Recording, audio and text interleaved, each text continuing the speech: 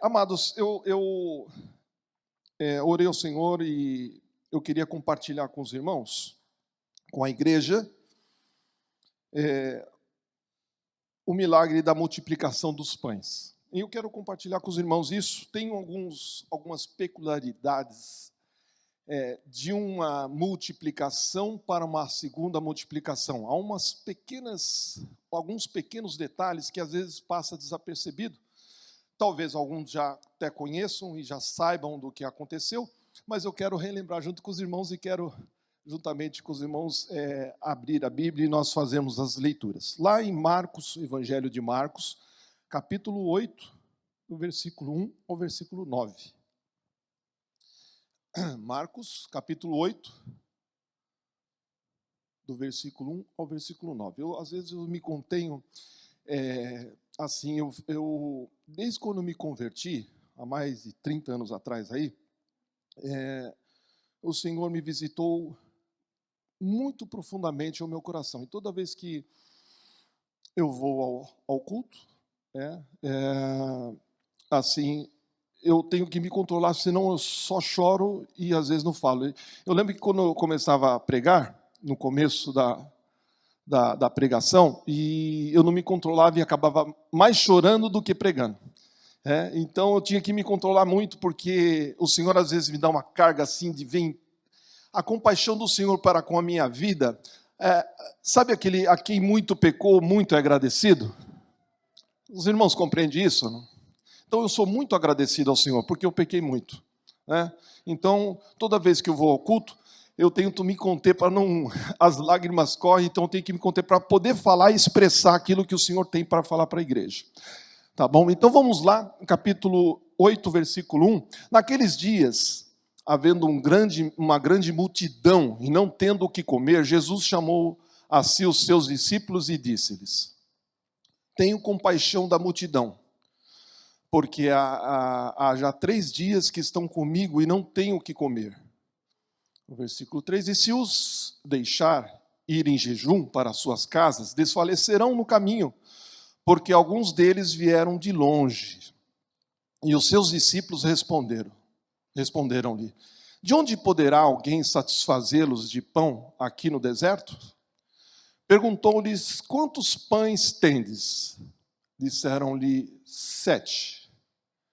E ordenou à multidão que se assentasse no chão, e tomando os 7 pães, tendo dado graças, o partiu-os e deu aos seus discípulos para que os pusessem diante deles. E puseram-nos diante da multidão. E tinham também alguns peixinhos, e tendo dado graças, ordenou que também lhos pusesse diante. E comeram e saciaram-se, e dos pedaços que sobejaram, levantaram 7 cestos. Até aqui. Aqui nós estamos mediante a segunda multiplicação dos pães. O texto que eu meditei foi lá em Mateus capítulo 14, do versículo 13 a 21, Lucas 9, de 10 a 17, e João 6, de 1 a 14. Aqui, meus irmãos, o objetivo dessa mensagem é crer plenamente na palavra de Deus e crer que Deus faz milagre. Você acredita em milagre? Deus faz milagres. Deus é poderoso para fazer milagres. Será que Deus faz milagre ainda hoje? Faz, graças a Deus. Os textos dos evangelhos de Mateus, Marcos, Lucas e João falam do mesmo assunto sobre a primeira multiplicação dos pães. Porém, alguns versículos dos evangelhos de Marcos e João fala de alguns pormenores com detalhes que me chamou muita atenção quando eu meditei nesse texto. Embora alguns pregadores já pregaram essa mensagem, e lá atrás eu lembro que eu trouxe essa mensagem uma vez, e me chamou a atenção alguns tópicos. E essa madrugada, sabe quando você acorda e ora: Senhor, abençoe essa palavra, Senhor, que essa palavra venha a surgir um efeito muito grande sobre a tua igreja, e a gente fica um pouquinho ansioso, né? Senhor, abençoe, chega na igreja a expectativa, né? Fiquei preocupado com a irmã Stephanie, né? A irmã Stephanie está onde? Amém. e ela caiu. Eu fiquei, Jesus, tem misericórdia, Senhor, né? Não deixa a tua filha sentir dor, porque não é fácil. Caiu, mas graças a Deus não teve nada de grave, né? Quando Deus fala para você uma coisa uma vez, você tem que prestar muita atenção, porque o que Ele está falando é uma coisa importantíssima. Quando Ele fala duas vezes, temos que ter dupla atenção. E se Deus fala a mesma coisa três vezes, tem que dizer por que Deus falou para mim essas coisas três vezes, né? Agora, quando Deus fala quatro vezes, a mesma coisa, você tem que parar tudo. Tem que parar e dizer assim, tem um segredo, tem um enigma, um código, um mistério, né? Nisso aí. Então, são os quatro evangelhos falando sobre a primeira multiplicação dos pães. Os quatro evangelhos falam da primeira multiplicação dos pães. A segunda multiplicação, só quem mencionou foi Marcos e Mateus. Só Marcos e Mateus. Mas Deus fala de muitas maneiras, né? Deus fala de muitas maneiras. E Jesus sabia que ia multiplicar os pães e os peixes. Para provar que eles não sabiam que Jesus era onipotente, Jesus falou assim, André, Filipe, dai-lhes vós de comer. E eles responderam, Senhor, o que nós temos de pão e peixe é muito pouco. Como dizer para o Senhor, Criador dos céus e da terra, que é muito pouco, né? Como podemos dizer isso diante daquele que é onipotente? Como dizer é muito pouco diante daquele que é o grande eu sou? Como dizer é muito pouco diante daquele que tirou de dentro de 500 bilhões ou mais de bilhões de estrelas, 500 bilhões e mais de galáxias? Como dizer é muito pouco diante daquele que criou o sol? Como dizer que é muito pouco diante daquele que criou as estrelas, os mares, as florestas? Eu fiz a faculdade, amados, de Ciências Aeronáuticas. Eu sou formado em Ciências Aeronáuticas. E eu tive uns professores que, para você ter ideia, foi um dos que estava junto com o Marcos Pontes. O Marcos Pontes foi no lugar dele. Tive alguns professores que morreram naquele acidente do VLS que explodiu lá em Natal. Tivemos uma grande perda, o Brasil teve uma grande perda de tecnologia ali, porque perdemos muitos cientistas, muito bom, e que tinham projetos, e ainda tem esses projetos lá no DCTA em São José dos Campos, de enviar satélite com os próprios foguetes do Brasil. E eu tive professores nesse estágio, e eu tive muito, as aulas foram muito cálculo, e a gente aprende algumas coisas acerca de que a Terra foi colocada num lugar estratégico, a Terra está num lugar estratégico entre o Sol e entre os outros planetas, onde recebemos o calor do Sol com muito gostoso, né? Ele não queima demais, é lógico que é branquinho, vai para o sol, tem que tomar cuidado para não se queimar, né? Mas é lógico, os astronautas, quando vão para o espaço, eles têm que tomar muito cuidado com a radiação solar. Tem uma série de fatores aí. O tempo também é outro, porque a velocidade que gira a Terra é diferente da velocidade quando você está no espaço. Então, é possível ir para o futuro? Sim, porque a velocidade quando você vai instalar o astronauta, volta para a Terra, é outro tempo. Então, existe umas certas de coisas que, se você for ver, alguém está por trás disso. Não é possível que todas as coisas que nós vemos e enxergamos, alguém está por trás desse milagre, de ter feito essas coisas tão belas, tão maravilhosas, né? E uma vez, antes de vir aqui para o Canadá, eu estava conversando com um índio, né? E o índio falou assim para mim, Miguel, você sabe qual que é a finalidade da árvore? Eu falei, não. Ele falou assim, a finalidade da árvore não é só para dar sombra, chá, remédio ou outra coisa. Essas coisas são secundárias, né? Ele falou que queria ter uma experiência com Deus, ele entrou dentro de uma árvore gigante e Deus falou com ele dentro da árvore. E Deus falou essas palavras para ele. Deus falou assim, você sabe qual que é a finalidade da árvore? A árvore não é só para dar sombra. A árvore não é só para dar o remédio ou para servir de alguma coisa, mas isso é secundário. As árvores, a função dela, elas são operárias a serviço do Criador. A função dela é produzir rios voadores. Então, uma árvore grande, ela pode produzir mais de 1.000 litros de águas para os rios voadores que estão acima de nós. Então, essas árvores, elas vão para esses rios voadores, e lá elas enchem, e quando essas estão cheias, esses rios voadores, elas desabam, enchem os rios rega a terra, rega as árvores, e as árvores, elas dão frutos, e de novo tem todo esse processo de ela sugar a água e levar para os rios voadores de novo. Os irmãos entendem isso? Então, que às vezes, quando Paulo fala aos romanos que a natureza geme com gemidos inexprimíveis, né? Geme porque às vezes a gente não sabe a importância que tem desse jardim que Deus plantou para nós respirarmos oxigênio, porque tem nitrogênio. Tem nitrogênio, tem o oxigênio que nós respiramos na quantidade certa para que nós possamos respirar aqui na terra. Então é muito importante, quando alguém fala não jogar lixo, quando fomos lá, não deixa o lixo, não joga na grama, isso é muito importante. Não jogar, lá no Brasil é difícil conter isso, as pessoas vão para as ruas, pegam aqui eu já vi algumas coisas assim também, porque pessoas tomam café e pegam aquele copo e jogam em qualquer lugar, às vezes jogam na rua ou jogam na grama. Isso é um pecado terrível, por quê? Porque estamos maltratando. Então, a natureza aguarda com grande expectativa a manifestação dos filhos de Deus. Deus está aguardando. Você vê, a natureza geme, porque quer a manifestação dos filhos de Deus. Então, precisamos tomar uma providência quanto a isso. É muito importante, mas isso é uma peculiaridade que você vê como é que é a grandeza de Deus. Em João, capítulo 6, versículo 5, né?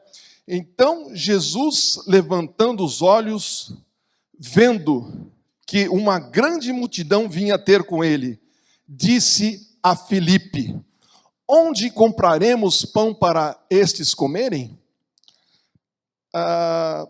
E João 6,6, no versículo 6, mas dizia isto para o experimentar. Olha só. Porque ele bem sabia o que havia de fazer. Jesus já sabia o que ia fazer ali naquela hora.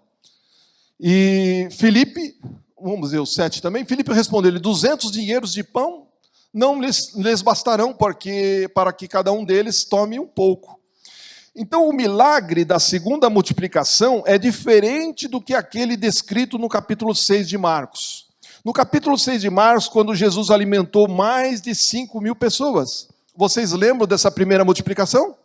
Vocês lembram? Vamos ler lá, Marcos, vamos voltar um pouquinho. Está com a Bíblia aberta? Se não tiver, a gente acompanha aqui. Vamos lá. A primeira multiplicação, Marcos capítulo 6, versículo 30.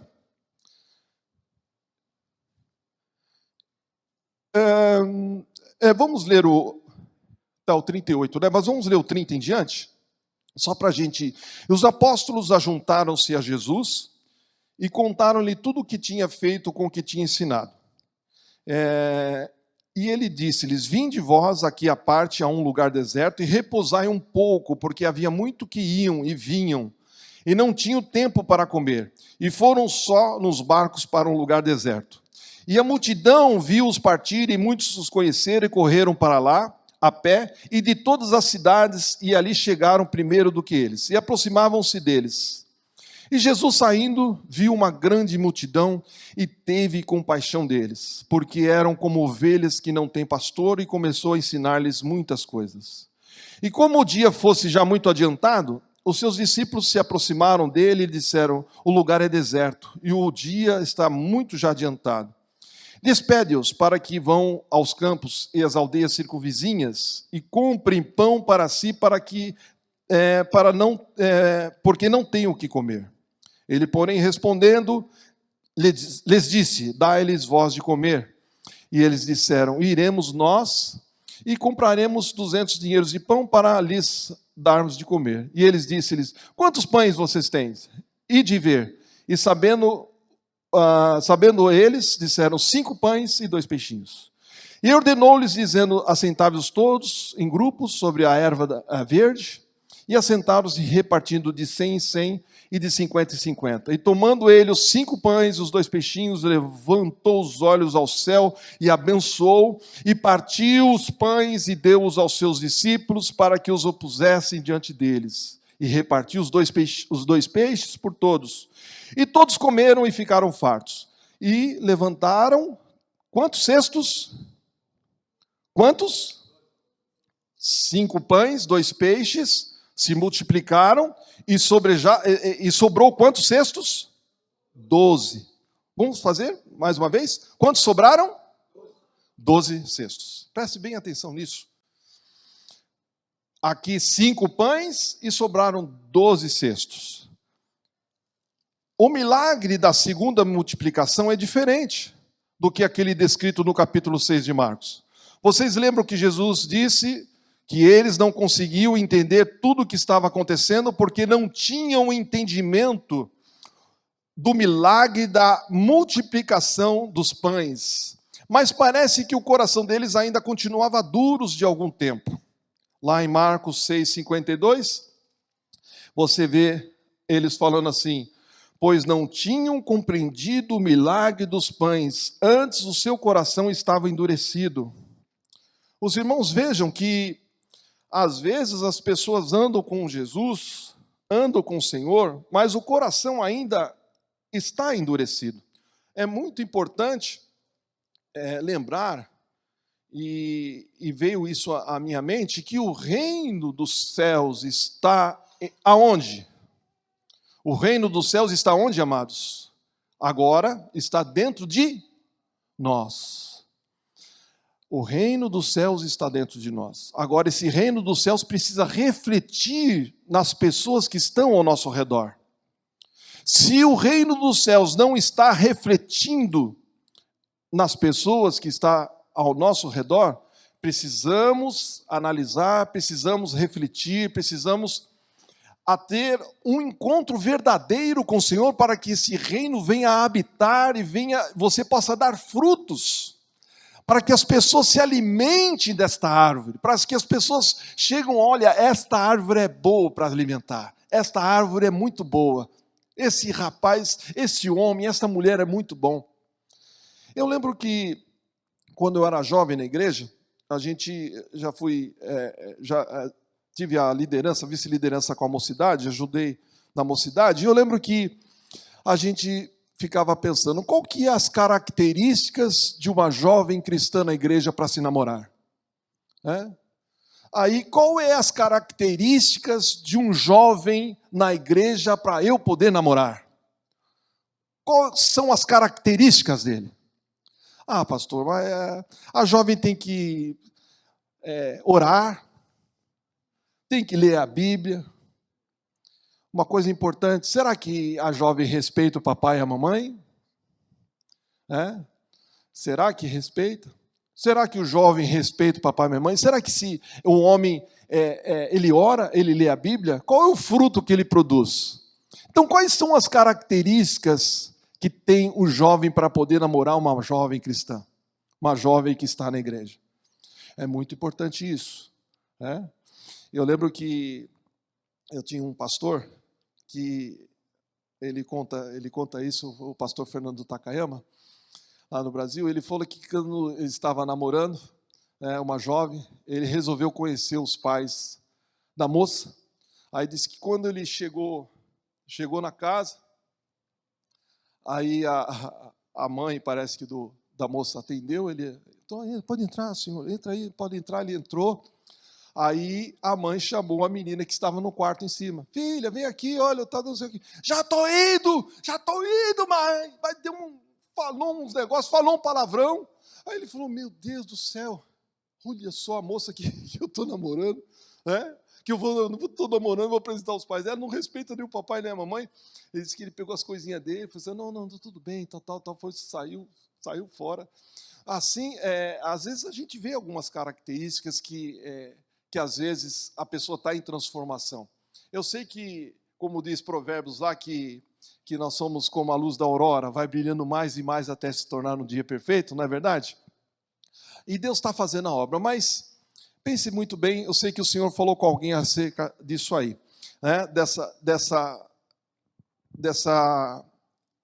Deste exemplo. A segunda multiplicação dos pães fala sobre o ato de confiar em Deus e em sua palavra plenamente. Na primeira multiplicação, a maioria das pessoas alimentadas eram judeus. A primeira multiplicação dirigida aos judeus aconteceu com 5 pães.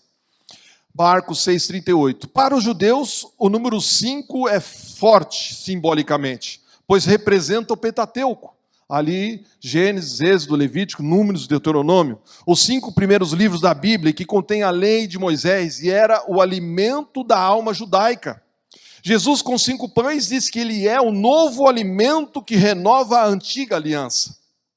A primeira multiplicação dos pães foi realizada ao nordeste do lago da Galileia, ou de Tiberíades, em Betsaida, região que predominava o povo de Israel, onde foram alimentados 5.000 pessoas, além das mulheres e crianças.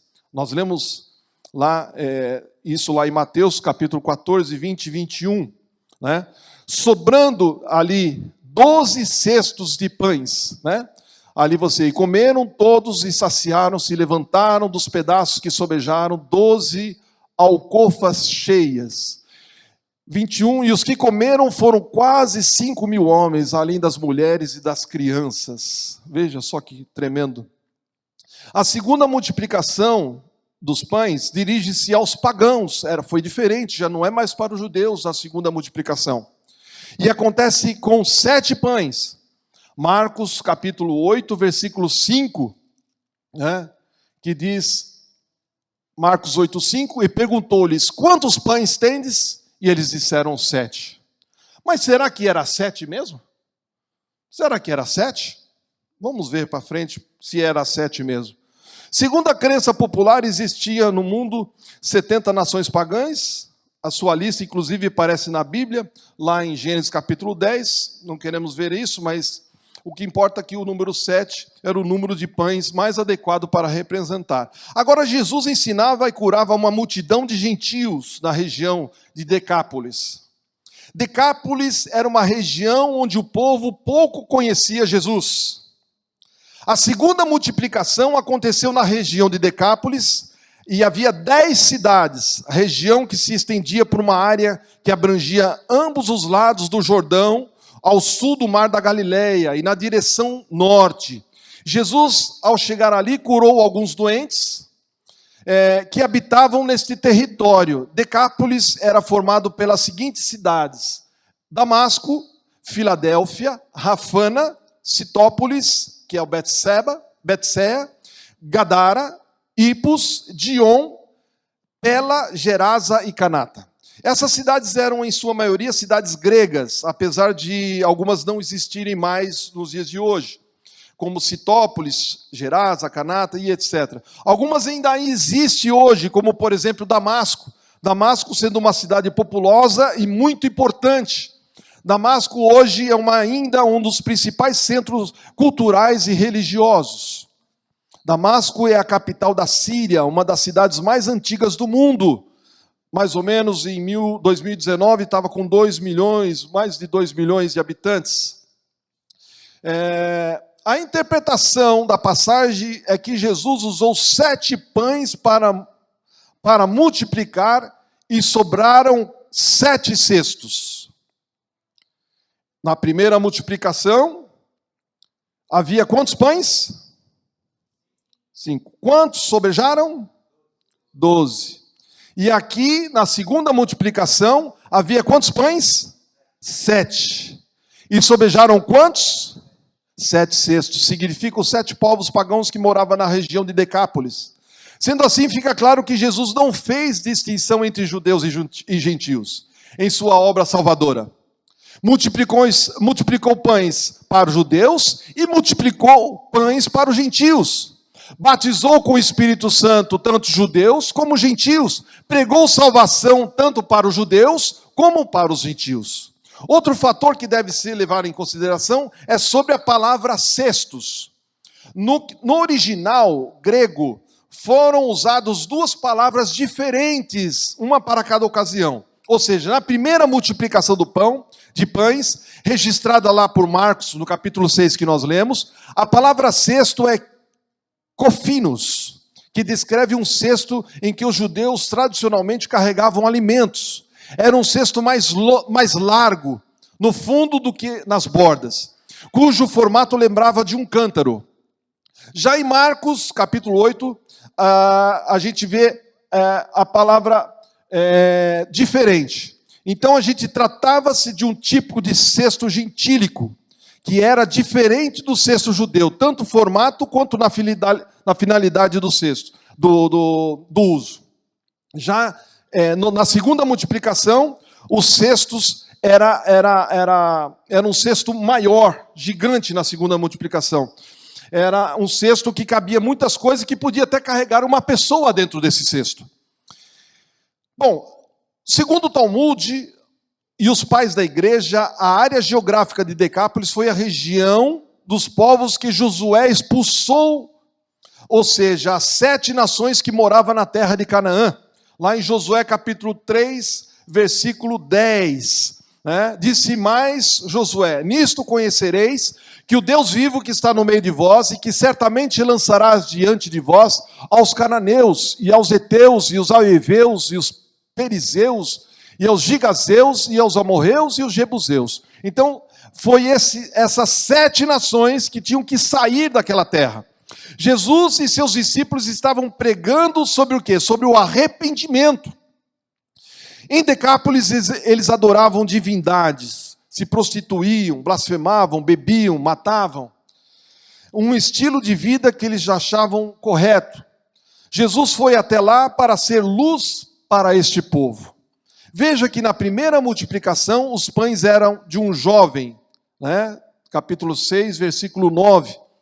Na segunda multiplicação, os pães eram dos discípulos. Marcos capítulo 8, versículo 5. O primeiro relato diz que as pessoas vinham de cidades vizinhas. Lá em Marcos 6,33, fala que as pessoas vinham de outras cidades, e a multidão viu-os partir, e muitos os conheceram e correram para lá a pé, de todas as cidades, e ali chegaram primeiro do que eles e aproximavam-se deles. Isso na primeira multiplicação, Lembrando o povo judeu que cercava ali Jesus. Já a segunda narrativa diz que havia gente vindo de longe. Marcos 8:3, lá no Evangelho de Marcos, capítulo 8, versículo 3, fala que se os deixar ali em jejum para casa, desfalecerão no caminho, porque alguns deles vieram de longe, vieram de muito longe, representando as nações pagãs, afastadas dos judeus. As pessoas estavam 3 dias ouvindo a pregação de Jesus. Sabe o que é isso? Ouvindo um sermão 3 dias. Às vezes a gente fica inquieto, às vezes... eu sou acostumado, sabe? Às vezes eu fico um pouquinho... assim, às vezes, perturbador isso, mas eu amo muito a palavra do Senhor, e eu gosto de estudos, e assim... os estudos que às vezes a gente ministra, o pastor às vezes tem algumas dificuldades, porque às vezes quer transmitir tantos versículos que vêm na cabeça, é tanta mensagem que vem, que o Espírito Santo quer falar, e que às vezes o relógio está lá, olha, falta tantos minutos, e a pessoa, meu Deus, eu preciso ir para casa para fazer o feijão, mas é tão bom ouvir a palavra do Senhor, e essas pessoas estavam vindo a segunda multiplicação dos pães, já 3 dias estavam lá sem comer, em jejum, ouvindo o Senhor falar. Sabe o que é isso? Uma mensagem de 3 dias, sem comer.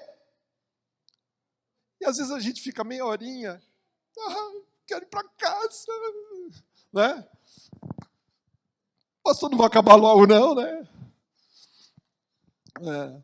Mas é assim, Eles estavam 3 dias não fazendo outra coisa senão ouvindo Jesus falar aos seus corações. Que privilégio ouvir o mestre falar.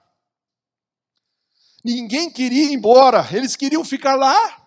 Bom estarmos, como o Monte da Transfiguração lá em Lucas 18, né? Bom estarmos aqui, Senhor. Vamos fazer uma cabana aqui, já vamos ficar por aqui, né?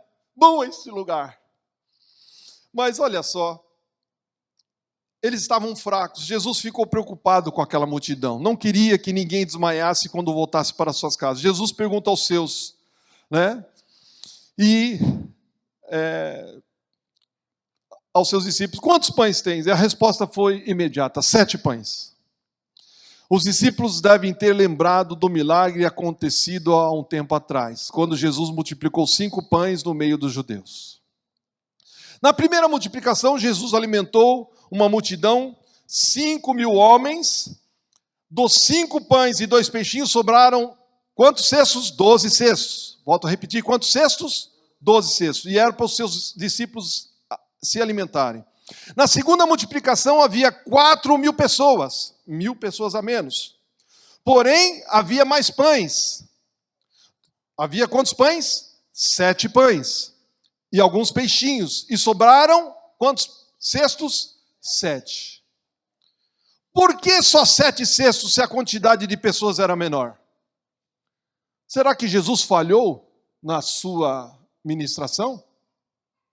O que será que aconteceu? Será que Jesus cometeu algum erro? Por que não sobrou mais? Sendo que havia muito mais homens e mulheres, havia muito mais crianças, havia muito mais pessoas, 5.000 pessoas.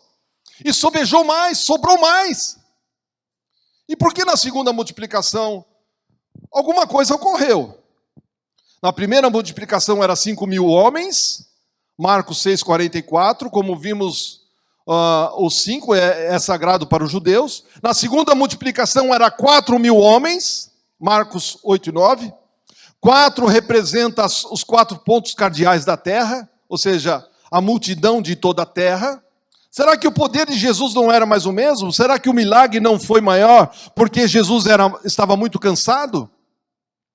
Sabe qual foi o mistério a essa explicação, amados? O milagre não foi maior por causa da incredulidade deles.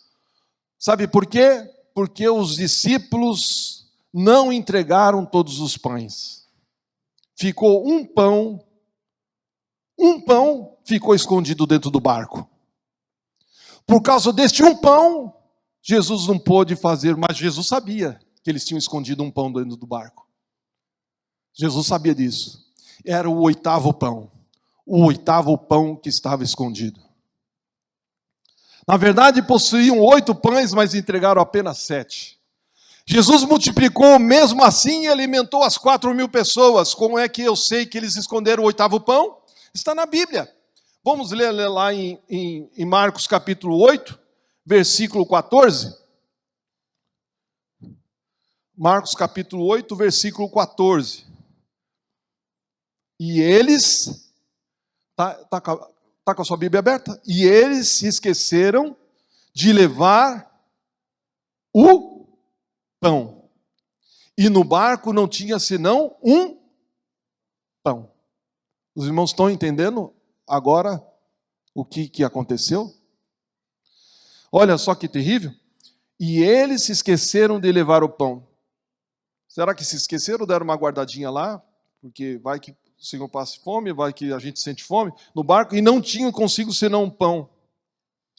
No versículo 15, e ordenou-lhes dizendo, olhai, guardai-vos do fermento dos fariseus e do fermento de Herodes. Olha só, Jesus sabia que os discípulos haviam escondido no barco o 8º pão no barco. Jesus, indignado, censurou os discípulos. Guardai-vos do fermento dos fariseus e de Herodes, porque Herodes já tinha criado uma situação antes da multiplicação do pão. A situação foi que lá, Herodes já matou João Batista. Trouxe a mulher lá, pediu a cabeça de João Batista, veio oferecer aí a cabeça de João Batista na presença dele ali. E depois disso veio a primeira multiplicação dos pães. Então os irmãos sabiam, Jesus sabia que havia uma perseguição, Herodes podia fazer algo, e o fermento dos fariseus, guardai-vos do fermento dos fariseus. Jesus estava dizendo, não sejam hipócritas, vocês acabaram de praticar as mesmas atitudes dos fariseus, estão preocupados com as coisas exteriores, vocês estão se preocupados com as coisas terrenas, mas Deus supre as necessidades.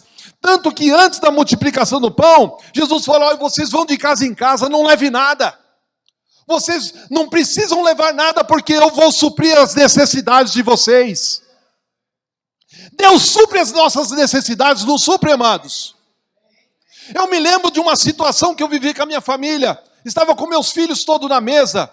Estava doente. Era a segunda hepatite que eu tinha tido, eu já estava para partir para a glória. Comecei a fazer um tratamento, entrei em depressão, fiquei na cama. O dinheiro acabou, fui para a Caixa Econômica, fiquei de licença alguns meses. E a coisa ficou muito apertada, não tinha dinheiro.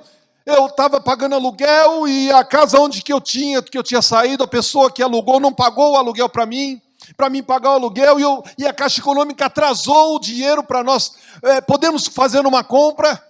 E chegou um momento que nós estávamos na mesa, eu, a minha esposa, a minha filha Rebeca, o Mateus, o Jonathan. Eu falei para eles, olha, agora acabou. Acabou tudo. Agora é o Senhor que vai trazer o alimento. Eu falei, nós vamos orar agora, e o Senhor vai trazer a providência.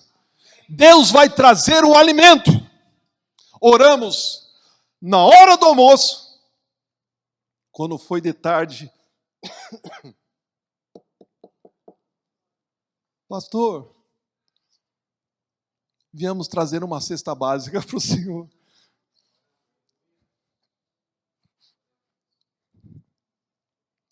Deus faz milagres. Deus faz milagres. Deus faz milagres. E ali, abrimos aquela cesta, tinha várias coisas. Coisas que às vezes a gente particular gosta. Quantas vezes Deus supriu as necessidades quando eu estava desempregado?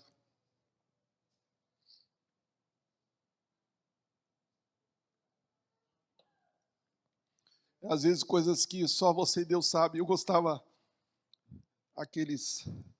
tem coisas que a gente gosta, né? Danoninho, aquelas coisas, aqueles docinhos, né? E Deus Deus manda até essas coisinhas que você gosta particular. Você abre a caixa, meu Deus, o bebezinho. Vocês lembram que no Brasil vendiam uns bebezinhos com recheio de coisa dentro? Eu gostava daquele negócio lá, hoje acho que não faz mais aquilo lá, mas eu gostava, veio até bebezinho para mim comer. Vê só que coisa. Deus não cuida da gente, amados? Mas olha só, os discípulos de Jesus continuavam inseguros quanto à sua sobrevivência e se preocupavam com as coisas materiais, mesmo depois de Jesus mostrar a eles prodígios e milagres, como a multiplicação dos pães e dos peixes. Eles ainda não compreendiam porque tinham o pensamento obscurecido pelas coisas não espirituais e porque não conseguiam escutar Jesus com o coração. Jesus sempre falando para ele, vocês estão entendendo o que eu estou fazendo? Eu estou com vocês, vocês não estão entendendo? Olha, ficam aqui, eu vou lá à parte orar. Né? E quando eles, um pouquinho mais para frente, quando Jesus foi à parte orar, os discípulos pegaram o barco e foram lá para o meio do mar. E começou a vir a tempestade, e Jesus saiu do meio do mar, viu que ele estava apavorado, começou a andar por cima das águas. E Pedro falou, é um fantasma, se assustou. Mas Jesus falou assim, não tema, sou eu. Ô Senhor, deixa eu ir por cima da água também. Pedro saiu por cima da água, mas começou a ter medo e começou a afundar. Mas os braços de Jesus estavam estendidos. Não, Pedro, não vai afundar não, meu querido, venha para cima. Jesus faz milagres, Jesus faz coisas tremendas. Fez coisas tremendas com os discípulos, mas eles não se apropriaram da palavra, não acreditaram, se desesperaram. Os irmãos vão ver para frente que eles se trancafiaram. E agora? O mestre morreu, o que vamos fazer? Jesus estava dizendo: não sejam hipócritas. Jesus então lhes advertiu: vós tendes o coração endurecido. Nós também ainda hoje somos inseguros, pois tendo os olhos nós não vemos e tendo os ouvidos não ouvimos. O nosso coração também fica endurecido algumas vezes porque somos limitados e não distinguimos as coisas mais além do que elas aparentam. Jesus, indignado, fala para os seus discípulos: vocês estão com o coração endurecido e os olhos fechados. Não conseguem perceber que eu sou tudo que vocês precisam? Eu sou o que sou. Eu sou o pão da vida. Os irmãos lembram lá do maná que caía dos céus? Não podia nem guardar o maná. Se guardasse, apodrecia. Não é verdade? Cada dia tinha um maná novo, fresquinho dos céus. Olha só que maravilha. Deus supre as necessidades. Olha só. Eu sou o pão da vida, eu sou o pão do milagre, fermento dos fariseus, vida de aparência, vida de hipocrisia, vida baseada na recompensa, vida de tradição, impede de mover, o mover de Deus. Os 8 pães entregues representariam a verdadeira confiança em Deus. Está aqui. Quantos pães você tem? Senhor, tem 7, mas ficou um lá no barco. Senhor, tem 7, mas nós deixamos um lá no barco. Não quiseram falar do 8º pão. Né? A nossa verdadeira fé, a nossa devoção, a revelação. O número 8. O número 8 significa ressurreição, um novo começo. Na verdade, a ressurreição é um novo começo. É alguém que morreu, ressuscitou, está tendo um novo começo. Por isso o domingo é o nosso dia de descanso, pois é o dia da ressurreição. O domingo para nós não é só o primeiro dia, para nós é o 8º também. O dia do recomeço, da nova criação. A Bíblia fala que 8 pessoas saíram da arca, simbolizando a ressurreição, porque passaram pela morte no dilúvio e saíram para uma nova vida. A circuncisão ocorria no 8º dia, porque circuncidar significa cortar a carne. Daí ter que ser o 8º dia para simbolizar a ressurreição. Davi era o 8º filho, passaram 7. Tem mais alguém? Não, tem um lá. Tem um lá, um menininho. Era o 8º filho, era Davi. Olha só, o sacerdote trabalhava no 8º dia da consagração. A transfiguração se deu no 8º dia para mostrar que depois da ressurreição nós seremos glorificados. Lá em Lucas 9, 28. Você vê que coisa, o 8º pão não foi entregue por causa do medo, da incredulidade. Reteram o pão. Será que Deus vai multiplicar mesmo? Será que Deus vai fazer? Não retenha aquilo que Deus entregou nas suas mãos. Olha, escute bem isso que Deus está falando. Não retenha o que Deus colocou nas suas mãos. Calamachai, candalamas. Machai. Deus colocou algo nas tuas mãos, manequedá. Shumigui, canamas. Niquema, churis. Faça, com força, com coragem. Olha o que Deus vai fazer. Preste bem atenção o que Deus vai fazer. Deus é tremendo, amados. Deus é tremendo. Olha só, o 8º pão não foi entregue por causa do medo, da incredulidade. Ainda não tinha revelação de quem era de fato Jesus. Podemos dizer que seus corações ainda estavam sem entender a verdadeira graça. Ainda havia neles o fermento da lei, da meritocracia, da justiça própria. Nós também muitas vezes temos expressões de fé semelhantes. Por isso que muitas vezes só recebemos o básico. Mas Deus já nos provou que quer nos dar fartura. Lembra da multiplicação que todos comeram até se fartar? Em todas as áreas da nossa vida, o Senhor já nos deu em abundância. Precisamos ter atitude que expressam essa fé. Amém? Quem confia, exerce a fé. Não esconda nada de Deus. Ao contrário, dá tudo para Deus. Quanto Ele pede de tempo, sirva ao Senhor. Oferte, dizime. Faça o que Deus falou para você fazer. Alama, shai, ken, alamas. Ei, que lama, shai, ken, lamas. Ame incondicionalmente. Se queremos andar sobre as águas e viver o sobrenatural de Deus, precisamos compreender que o Senhor é nossa total suficiência, que nele temos tudo o que vai nos suprir. Sabe o que significa isso? Espiritualmente, o oitavo pão escondido, sabe o que significa? O oitavo pão significa o nosso coração ainda endurecido para Deus. Olha só, o oitavo pão significa a nossa falta de revelação do amor de Deus por nós. O oitavo pão significa a nossa falta de revelação do amor de Deus por nós, a falta de revelação da graça, a falta da compreensão de quem é Jesus. Significa a nossa independência, significa a nossa justiça própria, a nossa religiosidade, a nossa falta de fé. Conclusão, não guarde para você o oitavo pão. Está aí. Entregue tudo nas mãos de Deus. O Senhor não quer te recompensar com 7 cestos, mas com 12 cestos. Não retenha aquilo que Deus te pedir. Ele quer multiplicar sua sementeira. Creia no poder da multiplicação. Creia nisso, amado. Creia na multiplicação do pão.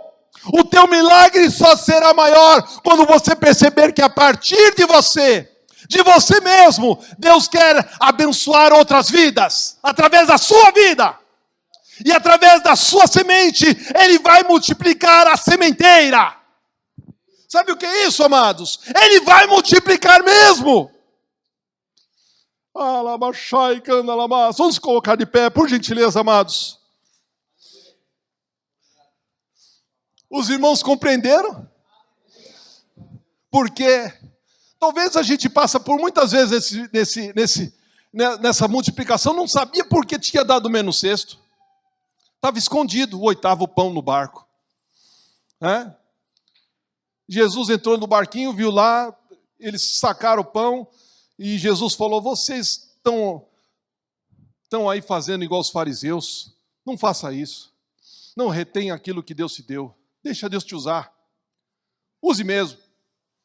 Está tendo sexta-feira, toda sexta-feira aqui, estudo da palavra, começou com oração. Vai ter outras sextas-feiras, vai ter agora em junho as orações. Nós convidamos a igreja para estar participando. Convidamos a todos. Meus irmãos, nós estamos nos últimos tempos. Não há tempo de brincar. Não há tempo de brincar, amados. Jesus está às portas. O que nós temos a oferecer para Deus? Agora a corrida é pelos aquilo que as pedrinhas, as coroas, temos que correr. Temos que correr. O que teremos ao comparecer perante o tribunal do Senhor? As nossas mãos não podem estar vazias. Tem um louvor das irmãs cantavam: posso estar com as mãos vazias, né? Amados, ofereça o melhor ao Senhor. Ofereça o melhor. Se doe.